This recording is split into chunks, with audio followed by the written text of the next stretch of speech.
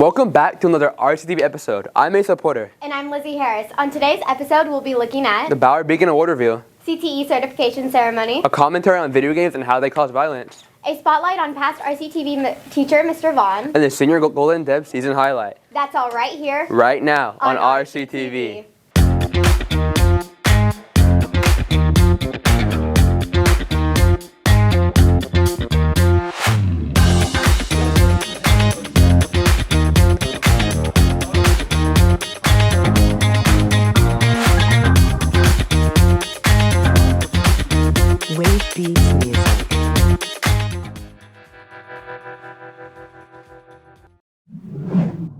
Do you know what the Beacon Awards are given out for? No, what is it?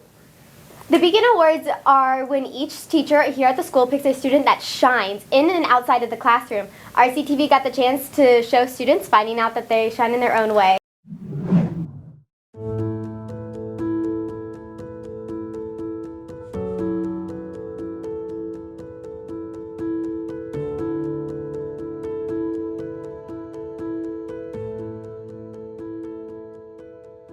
Every year, teachers get to pick someone that I guess you could say is an inspiration to them.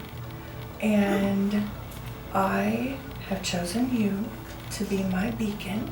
From day one, the very first time that you were in my classroom, that you just brought me joy. And there's a ceremony and there's an invitation and it has all the information on there for you. It's very rare to have that one person that makes you want to come to work and teach, and you are one of them. So, thank you. How are you doing? I'm good, Miss Myers. How are you? I am doing well. So, this is our meeting, and I just wanted to have it in a different location. Okay. Today is a different day. We were asked, all the staff members were asked to choose a student who's their beacon. And what that means is like someone who brings joy, like the reason I look forward to coming to school. And that's because of you. Like, I chose you, and I just want to say thank you for being Thank you for being Faith. And you are invited to a special awards ceremony. And Faith, you are just such a model student, and I appreciate you every single day. Thank you. I love you so much. Thank you. Oh my gosh, thank you. You are welcome. Hi. Hi. Good morning. How are you? Good. So remember a few weeks ago when you told me you got top dog and you asked me to be your influential educator? Turns out the same week I had chosen you as my beacon. Oh my gosh. Yeah. This feels like a proposal. I'm like, I will. I chose you because you remind me so much of me.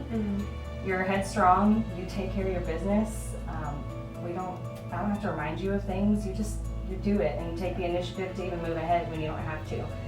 And so for me, that's the kind of kid that impacts me. It's one that reminds me of myself. And so I just want you to have that. Thank you. Come here. Oh my god, I feel like I'm in trouble. Well, no, I don't. Now that you're here, I don't feel like I'm in trouble. Okay, so do you know what the Beacon Awards are? Oh.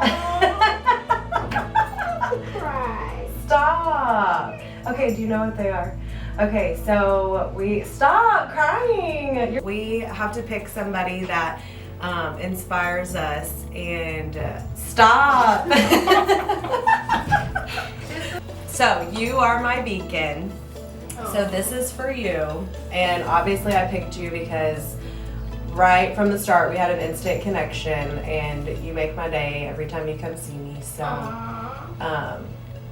If I had a Beacon Award, I could give it to you. oh, how sweet.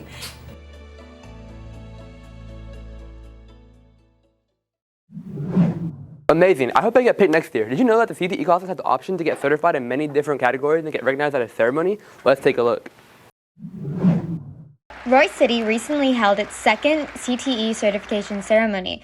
RCTV got the chance to talk to Ms. Petros, the district CTE director, about what the ceremony and certifications are. An industry-based certification is something that we offer our students in the Career and Technology Department through each pathway. So we have several pathways or programs of study that kids can take over their course of high school, and some even start in middle school. So at the end of that pathway, kids are given the opportunity to take an industry-based certification, which is something that applies to that field of study. So it's something that shows their career or their workplace, wherever they are headed to next, that they have that knowledge base and they have that certification in that area. And we work closely with industry partners to make sure that we're offering the certification that really meets the needs of the workplace. So tonight is our CTE Certification Ceremony, and this is where we recognize all of the students that have earned certifications this school year. So this year we're excited because we have over 600 certifications that have been earned, and I think that's a record here for this year. So kudos to the students for doing a great job. We're really excited to recognize them tonight. We also talked to Gracie Scott about her CPR certification and what it means for her to earn it. Well, it's really beneficial because CPR certification is needed a lot where you go, because I mean you can help somebody revive back to life, and that's really important, especially because I have nieces and nephews, and if they're choking on something, I can also help someone that's choking as well. So it's really important because I do have older people in my family, like my grandparents and then nieces, so I can help them whenever. CPR isn't the only certification that was handed out. Nicole Weaver earned 2 certifications in both interior and floral design. So the interior design certification was to basically say that I am certified to be like an interior design specialist. So I can like decorate stuff. I could probably internship somewhere now for interior design. And then floral design, I am now like certified. I can go work at a florist shop or do anything with like florist stuff. Miss Ashley Jones, the interior design teacher, tells us what the certifications do for her students. So currently my students can get it's a long name, it's the American Association of Family and Consumer Science Pre-Professional Certification in Interior Design Fundamentals. And so they are able to take that test. It's basically the equivalent of 2 entry-level college courses in an interior design program. For my students, it's pretty beneficial because they will go straight into those classes in college and pretty much already know. We actually use college material to prepare them for that. So they will be seeing things they already know and be super ready to go. The students truly do benefit from these certifications. Gracie and Nicole tell us what these do for them. So when I got certified, not only did I learn how to do CPR on infants and adults, I also learned how to help people who are choking as well in the Heimlich maneuver. So that's really beneficial, like I already said, because of the family that I have, and I can always help them. And I'm also wanting to start babysitting over the summer, and so that's going to be really beneficial. The interior design test, I basically learned like a lot of the questions were like common sense. And it was also like what we learned in class. So like it was asking questions like how like color theories and stuff, and like that's things that we've learned. I feel like I learned a lot about like how to like move certain things in like the design process and whatnot. And like floral, it was like I learned more about like what flowers were and how to arrange like certain stuff. With Roy City rapidly growing, Ms. Fetchoff talks about all the new programs coming next year in our new CTE building. Next year we're going to offer some new programs of study we're excited about. So one of them is our EMT. So kids will have the opportunity to get their EMT certification. Also phlebotomy, that's something that will be new, and pharmacy tech. So those are some of our health science areas that will be new. Kids are also going to have the opportunity to do drones and learn how to fly a drone and actually get that certification to be official drone flyer. So we're excited about that because that could go over a many different variety of careers. Some other, of course, all the Microsoft certifications. A lot of businesses require that still. So you have all of those opportunities. QuickBooks, if you're interested in accounting.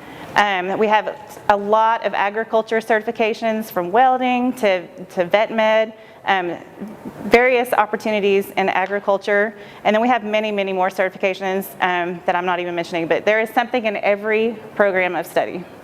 Finally, Ms. Petroff talks about how proud she is of not only the 600 plus students who earned their certifications, but also of the CTE teachers who taught them. I just want to say that I am super proud of our teachers in CTE and then also our students.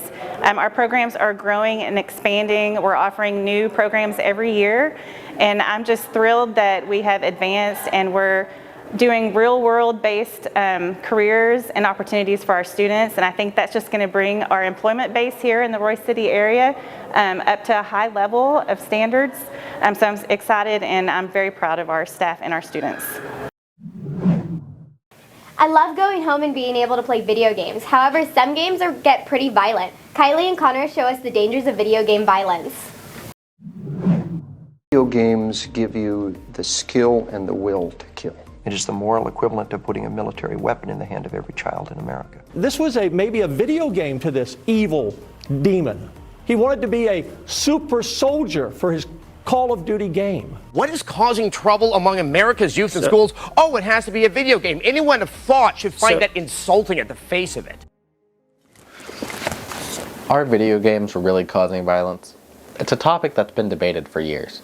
And those people that are debating this topic say games like Fortnite, GTA, and Mortal Kombat are causing these children to be desensitized to the subjects of violence and murder.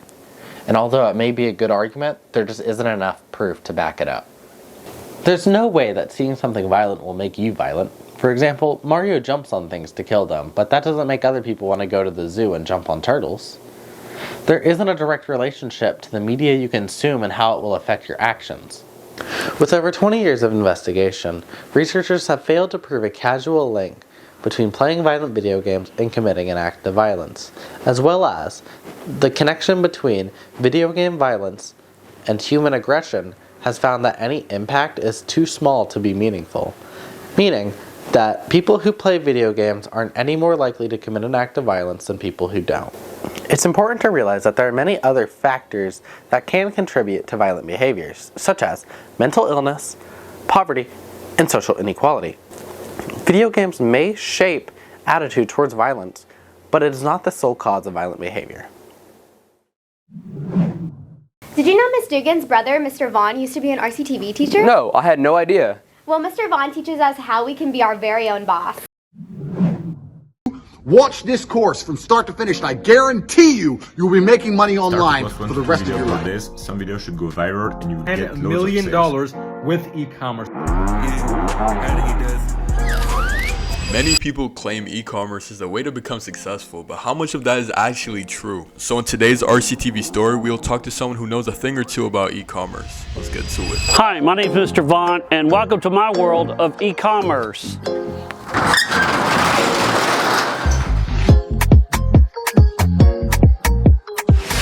Hi, my name is Steve Vaughn. I'm a former RCHS teacher, and I run an e-commerce business now. My business model is basically trying to find products for cheap that I can sell on Amazon or eBay. If you go and try to buy one pallet of these Amazon return pallets that you see all the time on Facebook and stuff, you're not going to make any money with that. It's just going to cause you more grief than anything. But my business model is I go to trade shows twice a year in Las Vegas where there's hundreds and hundreds and hundreds of vendors who have bought these closeouts in big quantity, and I walk and I find it. That's where I found these Under Armour shoes and a lot of the other products that I found are at the trade shows. But sometimes I buy from online auctions, so that's kind of my business model. And so there was an object there, it was an electronic object that no one knew what it was. It was in a box, it was in a big crate, and so nobody really bid on it, and I bought it for $800. I didn't know what it was at the time. So when I got it back to the warehouse, did some research, and I found out it was a noise canceling deal for a DC aircraft. So I contacted the company that made it. They agreed to buy it from me, and before I sold it to them, another guy contacted me and offered me $10,000 for it. That doesn't happen all the time. That's, you know, I may have done that 5 times in my whole 26-year career of doing this business, but that was something you didn't know what it was. You took a chance on it, and it turned into something profitable. Now that I'm doing this and I'm not teaching. When I was teaching, I would teach until 4 or 5, I would get out of the school till about 5 o'clock or so, sometimes later. And then I would have to come out here and work, and I would have to work till late at night to finish shipping or whatever. Then I'd load my car up in the early days, and then at lunchtime I would leave the school and take it to the post office. So it's stressful trying to get all that done. So now that I'm retired from teaching and I'm doing this full time, it makes it a lot easier. So I'll tell you about the largest deal I've ever done, and it probably was the most risky. Okay, it was during COVID. Most things were shut down. A medical company went out of business, but a friend of mine, we decided to go in together and buy this entire company. We bought $2 million worth of medical supplies. It was 800 to 900 pallets of merchandise. It didn't go in this warehouse. We had to store it in Nashville, Tennessee, and we had to pay rent every month, and we had to try to liquidate that stuff, and it was stressful. It turned out to be profitable, but it was very stressful because it was COVID, and so you couldn't go and meet these people in person, and so it made it more difficult to sell the items, but we got it all liquidated. It's all gone. The way I started is I grew up going to a lot of garage sales. And so I went to garage sales, and the first item that I put online, and I have one right here, and I would buy these flip phones. Some of you have seen these flip phones before. This is one of the older ones right here, this old Motorola, okay? But I'd buy this for like $5. I would take it and put it on eBay and sell it for $60. And then I started going to school auctions, of all things. That's kind of how I got started, and it just grew and grew and grew from there. You see them all the time. Facebook too, they come across your reels where the guys are saying you can make all this money by selling stuff online. We'll set up your store for you. We'll drop ship it and everything like that. It's not that simple. It takes a lot of hard work and research. You can't just go and buy a bunch of products and think you're going to make money on Amazon. You've got to research the product. You've got to know what you're selling, or you're going to get yourself in a mess and you're going to lose a lot of money. So how are you going to make money doing that? It's got to be on clearance. It's got to be something that you can get more than one of. And then when you send it to Amazon, you've got to pay them a storage fee. For every month that doesn't sell, they're taking money out of it. And then they take their 15% commission when they do it. Then you've got the shipping on top of that. So you've got to understand all the formula before you get into it. So my advice to you, here's what I would do. And I've told several people, I've told several students this in the past that have said, how do you get into this? Okay, here's what you do. And I'll give you examples from just last week. Take $20. Tell yourself, I'm going to go to a bunch of garage sales in Rockwall and Rowlett, and I'm going to look for unique items, okay? I'm not going to look for clothing. I'm not going to look for everything that everybody gets rid of in garage sales. I'm going to look for collectible toys, okay? Like we went to one last week. I don't go to garage sales very often. We were going to lunch, and there was one in Caddo Mills. I stopped, okay? They had Thomas the Tank Engine little toys. I went and looked at it. It said 2009 on the bottom of the toy. I went back to the car, and you can do it while you're standing at the garage sale. Just get online, get on the ebay.com, see what people are selling them for, and you can go to completed listings, okay? So that toy, they wanted $1 for it. It was selling for $15 on eBay. So there's your profit. You're going to make, after shipping, you're going to make about $8 on that toy. So that's what you're looking for. You're looking for some name brand item that's brand new in the box that you can get for a couple of dollars and take a chance on it. Spend your $20, go home, but do your research while you're standing there at the garage sale, and you can see what stuff's selling for. This has been Andrew Tate with RCTV, signing out. It's going to be sad seeing the class of 2023 leaving. Golden Debs underclassmen share some of their favorite memories of these seniors.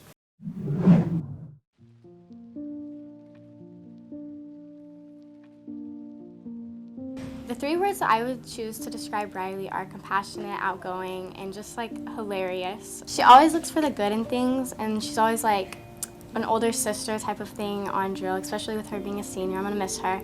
But my favorite memory with her is in the mornings, we're always kind of just like the first two, and she's always walking in with like her little Sonic or donuts.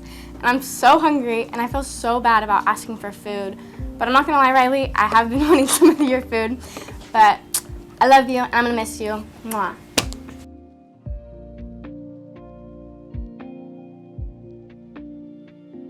Three words to describe Lauren are genuine, motivating, and persistent.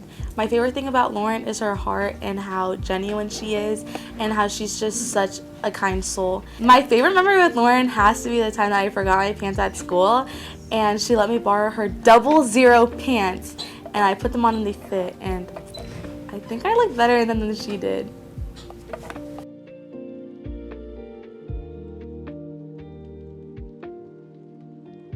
Three words to describe Val would probably be kind, caring, and generous. She's just the girl you need to go to if you ever need something. My favorite thing about her is that she has such a great passion for fashion. Anytime you need to ask her if your outfit looks stupid or if you need fashion advice, she will always help you. And my favorite memory with her would have to be the night of our holiday parade. Me and her were just dancing around, eating our rolls, and it was just a really nice bonding moment.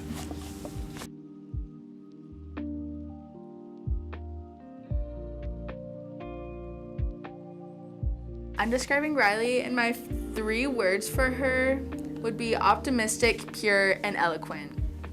My favorite thing about her is how she's like a big sister to us, and like she's always there to bring us up and make us laugh, and she's so like protective of us. I love her so much. And then my favorite memory with her, me and one of our other senior friends were just like talking, and the other friend came up with the name P for me. Riley misheard and started calling me Pete for a few weeks.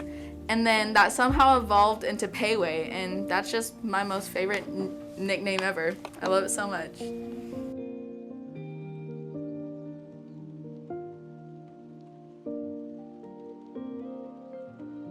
My 3 words for Lauren is determined, funny, and confident. One of my favorite things about Lauren is how hard she works in practice and how she's grown over the years. My favorite memory is when me and Lauren went to the SZA concert and she was lip singing Pork Chop the whole time because she knew none of the songs. That's it. Love ya. 3 words to describe Valentina are caring, hardworking, and loving. My favorite part about Valentina is her heart. She's always a person to go to if you need anything. If you need to borrow any clothes or just like any makeup, she's always the person to go to, and she's always the first one to volunteer if you need help with anything. Favorite memory with Valentina is when I needed help on my Spanish work, and she was trying to teach me all of these words, but I kept pronouncing them wrong and I could not get any of them right. But it just ended up being really funny and a great bonding experience overall.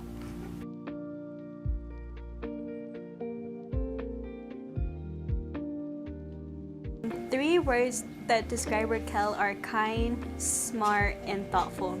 My favorite thing about her is how she always has great leadership throughout all of her practices and how she's just a bundle of joy. And my favorite memory of her is during our algebra class. We're always making faces at each other because we never know what's going on.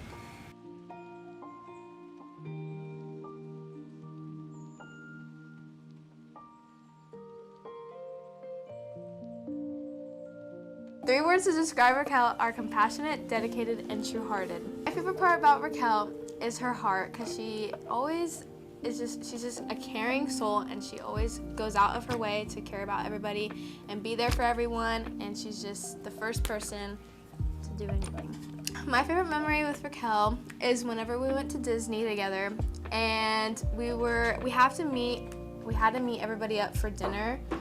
And they gave us like directions to go, like they told us what restaurant we were supposed to go to. So she thought it was a good idea to pull up her Google Maps and use her Google Maps, and it took us to the whole opposite side of the park. So we kind of just sat there for a couple minutes. We got stuck in a little parade, and then we started walking back, and then we got to dinner, and we were just a hot mess. We were spilling drinks, we were laughing, people were staring. It was pretty embarrassing, but it was fun. We love you, Valentina. Woo! Riley, we love you, Fry. Woo! Lauren, we love you so much. Woo! Raquel, we love you so much. Woo! Thanks for watching this April episode of RCTV. To watch more episodes like this, go to youtube.com/RCTV Teen News. This has been Asa Porter and Lizzy Harris signing out. Mirë se ju gjitha, jena rit me bele.